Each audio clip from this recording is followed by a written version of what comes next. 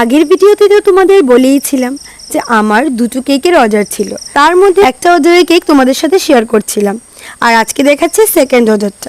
এই কেকটা অর্ডার করেছিল আমার ফেসবুকের ভিডিও দেখে একটা বোন। ওর একজন স্পেশাল মানুষের জন্মদিন ছিল। ফার্স্টে আমরা অনেকগুলো ডিজাইন ডিসকাস করি, দেন এই ডিজাইনটা কনফার্ম হলো। তারপর শুরু হয়ে গেল কেক বানানোর কাজ। আর ওই দিন তো বলেইছিলাম এত পরিমাণে গরম ছিল আর কারেন্টের এত প্রবলেম ছিল, আমি বুঝতে পারি না আমার যতদিন কেকের অর্ডার থাকে ততদিনই কারেন্টের এত প্রবলেম হয় কেন, সেটা আমি এখন পর্যন্ত বুঝতে পারছি না। এমনিতে দেখবে কারেন্ট যায় না, বাট যেদিন আমার অর্ডার থাকবে ওই দিন যদি না যায় তাহলে কি হবে।